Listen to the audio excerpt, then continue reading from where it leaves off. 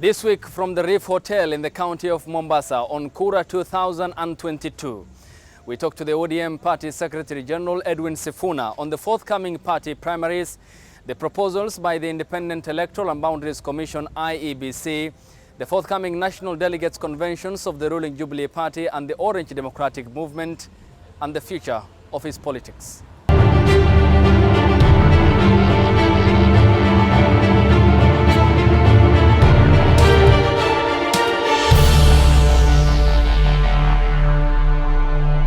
Secretary General, thank you for making time on Kura 2022. Your time is appreciated. Thank you for having me. Let's begin with the forthcoming party nominations, and this time they come at a different level because of the Political Parties Amendment Bill, which is now an act after the President assented into law following the parliamentary approval. How is the Azimio camp and the umbrella led by the ODM party chief Raila Odinga planning to stave off discontent and grievances perhaps that may result as a result of the party nominations? First, Ahmed, I don't speak for Azimio. I speak only for ODM, and as a party I can tell you that we are more than happy with the legislation that has now been put in place, because it helps us to solve a few problems that we have had in the past with party primaries. Key among them is the centrality of register of members this time round, because we have had the fiasco of people who are not ordinarily members of ODM or any other political party coming to participate in the primaries of other political parties and influencing the outcome, so that probably they end up with a candidate they consider weaker at the general election. So we are very happy that for the first time all political parties will be required to conduct primaries only using the party register. At ODM, of course, we had come up with new rules regarding our party primaries to be able to contend with some of the challenges that we have seen in the past. And our National Executive Committee has actually approved 4 methods of nomination in ODM. The first amongst them is consensus, because we are in the handshake season, and we believe it is possible for any 2 candidates, if given opportunity, or 3 or more candidates, if given opportunity, to have a conversation amongst themselves, because they know themselves, they know the electoral areas that they are running. They could talk amongst themselves and decide that Ahmed is probably a better candidate this time. Ayub is probably a better candidate this time round than Sifuna. And this is something that we encourage, and we will be able to provide facilities, including data and science, that can be able to aid some of our aspirants in certain areas to be able to reach a consensus. Then there is the question of direct tickets, which are backed by science and data, that in fact the party will rely on credible pollsters to tell us, for instance, in Nairobi, the science could be telling you that for the Senate seat in Nairobi, Sifuna is leading with 70 percentage points and the next person is at 6%. So it would not make any sense to then subject Sifuna to a party primary where it is clear, the data and the science is showing you that the gap is too big. And if the data is showing you that between Ayub and Sifuna, the gap is maybe plus minus 5 percentage points, then you could make a case for another method of nomination, which is the delegate system, or the universal suffrage by the registered members of the party. So 4 methods of nomination. You cannot use any one method across the country. You know that there are certain regions, like in the pastoralist communities, that consensus is actually very big, and it is led by the elders in the communities. So you cannot, for instance, tell the elders in Isiolo that we don't recognize the consensus that you have had, that we want you to go to the debate. It will not make sense. Given that, then, one thing that you can't run away from as a party is that the party leader, your party boss, the ODM party chief Raila Odinga, is perhaps creating an umbrella of political parties that will fall under the Azimio camp. Then there is already sort of growing discontent and grievances raised by parties like, for example, the Democratic Action Party of Kenya, DAPK, which is now predominant in Western Kenya ever since its formation and association with Defense CS Eugene Wamalwa. Then you must have a plan, isn't it, to also address some of the issues that might arise as the result of some who might feel aggrieved as a result of the political parties' nominations? For us, especially in Western Kenya, because ODM is an established political party in Western Kenya. ODM in Western is a very strong party. It is one of our strongholds, in fact, Western Kenya. And I like that our DAP counterparts actually recognize that. And they know that if they were to engage in any exercise of joint nominations, the ODM candidates will always beat the DAP candidates. And the reason is simple, and CS Wamalwa alluded to it himself, that in fact ODM has had time to be able to register members. So if the law says that you only use registered members of the constituent political parties in a joint nomination at the coalition level, they don't have a register of members. This is just a fact. In Bungoma, for instance, I have 90,000 registered members of ODM. And DAP probably don't have 5,000 registered members. So if we say we are going to do joint nominations, you can see already that there is no way the DAP candidate will win. So this is why we are saying that consensus is something that has to be at the center of decision making when it comes to areas where, for instance, we have those coalition partners like DAPK. You are saying that they are, predominant. I don't know which science you are using, Ayub, because this is a party that has been registered less than 3 months ago. They have never been tested at an election. So what is this data that you are using to say that they are the predominant party? Okay, so it all depends on the traditional basis of how political parties are strong. No, it doesn't, because ODM has performed very well in Bungoma. And even if you run your own polls, you will see that the most popular party in Bungoma right now is ODM. We have done the science and we have the figures. Okay. Now, there is the aspect about the Independent Electoral and Boundaries Commission, IEBC, proposing changes to the Elections Act, and yes, that is before Parliament. And there are some who are concerned about the transmission of the results, though the IEBC says that this is meant to be a complementary mechanism to seal the door that the Supreme Court has mentioned in its ruling in 2017 when you petitioned the court after the elections in 2017. And the likes of James Orengo and company, your party, the likes of Junet Mohammed, who are key, staunch supporters of the ODM party leader, have come out and said that this is not going to be practical. Is that also the party's position regarding the IEBC proposals? Yes, in fact, when news broke of these proposed amendments to the elections laws, there's people who jumped quickly to say this is a project of ODM. And soon thereafter, the owners of the bill came out, and it was the IEBC. It is not ODM that proposed those changes, because ODM as a party will never stand for any proposition that claws back on the transparency that has been introduced in our electoral system already. We are the people who successfully petitioned the overturning of a presidential election because there was lack of transparency and failure to adhere to the very strict guidelines that have been put forward in the law by the IEBC. So it would be preposterous for us to be able to support any law that then appears to be able to take us back to those dark old days. We would prefer that in every polling station you have a setup such as the one that you have here, with cameras rolling and the returning officer reading out the results live, showing it to your cameras, so that everybody can be able to tally the results, so that your guys at your main studio don't need to wait for the IEBC to declare results, just like it happens in places like the US. In the US, it is the networks that call the election because they have access to raw data of the results that are being released and the exit polls. So we want the sort of transparency that we have in other democracies to be able to be applied here in this country. And the IEBC cannot nitpick on what reforms were proposed by the courts. You remember, after the overturning of the elections by the Supreme Court, we had some irreducible minimums that we thought as the NASA coalition then were critical before to be put in place before we went into the repeat election.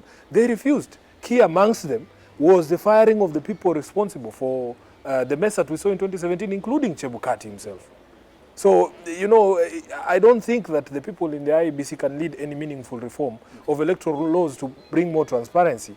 They still have this skunk on their back that they have never even complied with the Supreme Court order to open the servers. And then the idea is that when you read through the press statement by the IEBC, the Commission argues that this is meant to be complementary and that it was taken out of context, cited misrepresentation. No, the text of the law is there. And it also cited the court ruling in 2017 of the 11,000 contested polling stations, which the IEBC said couldn't relay the result transmission because of poor network coverage. And the court said that it is inexcusable in 2017 when David Maraga-led bench quashed the presidential election on the 1st of September 2017. Therefore, you see no point in the IEBC coming up with this as part of sealing the loopholes in the electoral process? We have memories of this system that they are trying to propose here.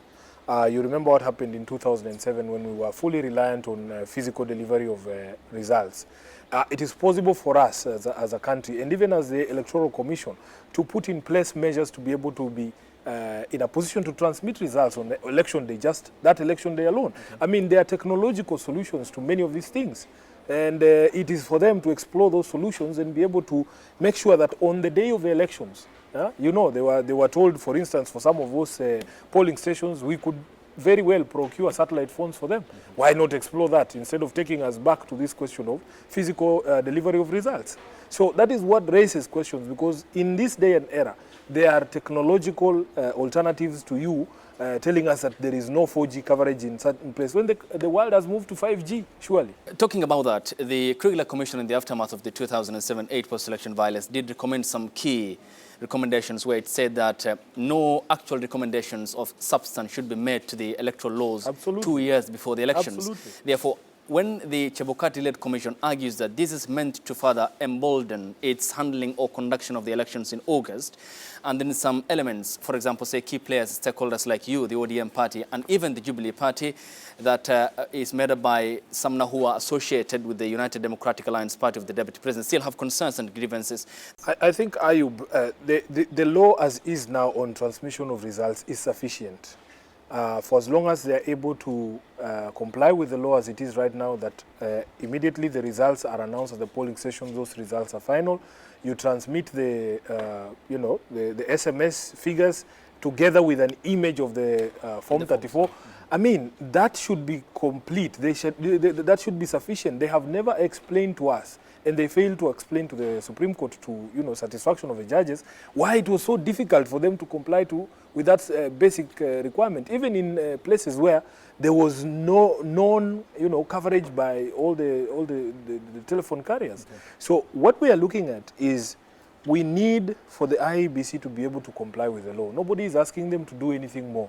And if they had done so in 2017, including compliance with court orders, then we would not have any problems. We want the IEBC, it is their responsibility to win the confidence of Kenyans in the electoral system. It is not for us as political players, because for us, we have been beaten twice, more than once before, and they say once beaten, twice shy. So if we raise these concerns, it is out of abundance of caution, especially having gone through what we have gone through in 2017, 2013, and 2007. Okay, and then the commission unceremoniously ended up with only 3 commissioners of the full commission. Yes. That was in the aftermath of the resignations by the Vice Chairperson Kone Mainankatha and Dr. Paul Kurugat, Margaret Mwachanya, and Dr. Roslina Kombe, who fled days before the repeat poll on the 26th of October 2017. As a party, perhaps may I say this, the party that has been constant within the political establishment ever since the 2005 referendum and the formation of the party ended up with the 2007 elections. Do you have confidence that the IEBC can deliver this time around? Well, this is what we say, that you can never rule out mischief of human beings. And as I've told you, it has happened to us many times before. And we've been vindicated, because previously when we said there was potential for mischief, people used to take it that we are just so losers who cry at every turn about an election that we had lost. But we were vindicated by the Supreme Court in 2017. You have seen people from, the ruling party, Jubilee, themselves come out to say that in fact some of these things happen. And I, as SG, in fact, have encouraged people to come out, because if we have an open conversation about the things that we have been through as a nation, it provides a platform for us to be able to heal and to move forward. So it is not about the confidence in the individuals. I, as SG, will say, I am confident in the law that is in our books right now. That in fact, if the IEBC and all the commissioners were to adhere to that law, we would not have a problem. It was not nullified because we didn't have confidence in IEBC. No, it was nullified because of clear and distinct failures by the IEBC to follow the law. Okay. And that's all we ask for. And perhaps the preservation of the independence of institutions in the country post the 2010, Absolutely. For they are important in the consolidation of our democracy. And let me ask you this in relation to it, because the IEBC's conduction of election is very important, but then there are claims of rigging, especially made by the UDA camp associated with the Deputy President, Dr. William Ruto. That is Musalia Mudavadi, who spoke about a week ago in the county of Baringo. And then the statements by the Member of Parliament, Muranga County woman MP, that is Sabina Chege, who said that munajua kule Central nimesikia wengine wakisema tuliwaibia, kuna kaukweli kadogo, lakini kama tulijua kuiba si hata hii tutafanya, kwani wanafikiria wawe ndio, she said, ndio wajanja kutuliko. What's the ODM party's statement, or rather response, to the remarks made by Sabina Chege? Sabina Chege is not a member of ODM. I shouldn't have to speak for her. She has her own SG. But I have just told you now that in fact, if you look at the history of a country like South Africa, after the fall of apartheid, they put together a TJRC headed by the late Desmond Tutu to allow people to speak the truth about the things that they have done. I have told you that as ODM, we continue to be vindicated over certain things that we've been trying to tell you, especially in the media, and we have been painted as crybabies. You remember that ODM has, for instance, fought a long time over this tag of, oh, we are a violent political party. When people like Mike Sonko come out and they say some of the things that have happened, we have actually stage-managed violence and blamed it on ODM, you know? Those are the conversations we want people to have. When you have people like Kiraitu Murungi coming out to say the reason why it was difficult for Raila to get votes in Central Kenya is because of all the mudslinging and demonization, and that we are taking it upon ourselves to be able to do what? To wash the mud that we threw at this gentleman. That is the sort of conversation that actually when people come out and own, you should not condemn them. You should be able to encourage them and create an environment for them to tell us more. Even the speech by, or the statements by Sabina must be seen in that context, because Sabina Chege is not the first person. Is not the first person to allege that rigging actually happens in our elections. And as I've told you, we have caught them once with the cookie in the jar in the Supreme Court, the highest court in the land, for the first time in the continent of Africa, throwing out a presidential election. Okay. Yeah. Then for a party that are championed for democracy, liberalization, and social progress, then what does it paint of the party when you have the likes of senior councils, James Orengo and Otiende Amolo, who are the first line of defense of your party boss, Raila Odinga, appear to be representing her? Yes, she has a constitutional right to be represented against such allegations when she appeared before the IEBC. But what does it send out? What signal does it send out? Orengo was not there on behalf of ODM. We did not send him. We did not send him as a party. He is a world-renowned lawyer, and as you've said it yourself, every person who's accused of facing any legal challenges is free to pick the lawyer of their choice. We did not tell Sabina that these are the lawyers you will pick. No. She picked the lawyers that she desires to be able to put the best case forward for her. But as I have told you, first of all, I don't even understand the mandate of the IEBC Enforcement Committee when we haven't gotten into an election where we are all signing the code of conduct. So those are questions that the IEBC have to grapple with. But what I am saying is this. First, as ODM, we are victims of electoral manipulation. We have caught people in the jar before, as recently as 2017. We would never countenance anybody alleging or claiming or planning to subvert the will of the people. We are the party that will always protect the will of the people. But I am saying, because we have a history in this country, Sabina is not the first person to raise the specter of electoral rigging. Okay. And it has happened and they've been caught. That's what I'm saying. We should encourage people to come out and tell us how it was done, for instance. And it will help us maybe prevent future election rigging. Okay, so the ODM party position is that you have been vindicated. We have been vindicated. Okay.